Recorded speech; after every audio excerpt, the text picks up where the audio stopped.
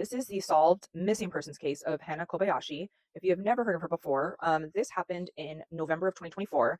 This was kind of a really weird missing persons case that, even though it is solved, it was really tragic. It had its really tragic points. Hana Kobayashi, this is her missing flyer from Los Angeles County. She actually flew into LAX Airport, which is Los Angeles International Airport, and this was on November 8th of 2024. She was actually coming into LAX to catch a layover to head on to New York, and there she was going to be staying with a family member. And I know that she does photography for a living, so she's going to be going all over New York and doing a bunch of photography. On this missing persons poster, it says that she was last seen on November 10th. So it's kind of unclear. I got conflicting reports online that November 10th/11th is when she was reported missing of 2024.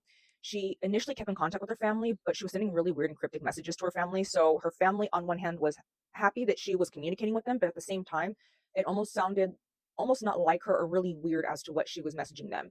I remember from this time frame, she had messaged them about, she missed her flight. She was trying to book a reconnecting one, something about being taken advantage of. And so it really confused the heck out of her family.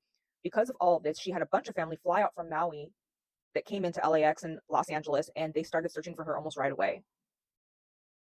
There was CCTV footage from Los Angeles International Airport that showed that she actually left with an unknown person.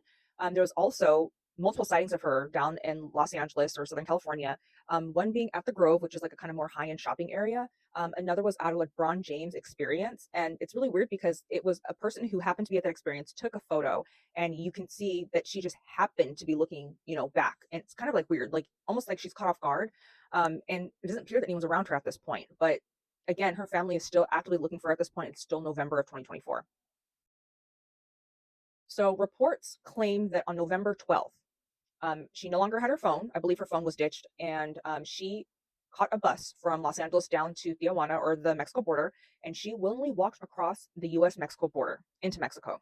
And so at this point, the police decided that they were going to rule her investigation as a voluntary missing persons case, because at this point, they see no one around her. It doesn't look like she's being forced to walk across the border, and she doesn't look in distress. And she did present her passport when she had to cross the border. However, we don't find out about this until, I believe, December of 2024. And the real tragic part is her father, Ryan Kobayashi, came out from Maui to help assist look for her. And it was mentioned that they had a really troubling relationship. And I remember seeing his interviews, and he just looked really down and really sad. And I felt so heartbroken for him. This is Hannah's dad right here, Ryan. And unfortunately, on November 24th of 2024, he ended up taking his own life by jumping off of a parking structure near Los Angeles International Airport. I remember seeing that notification, and I was completely shocked. Like I said, the police didn't come out and say that she actually had walked into Mexico until closer to December.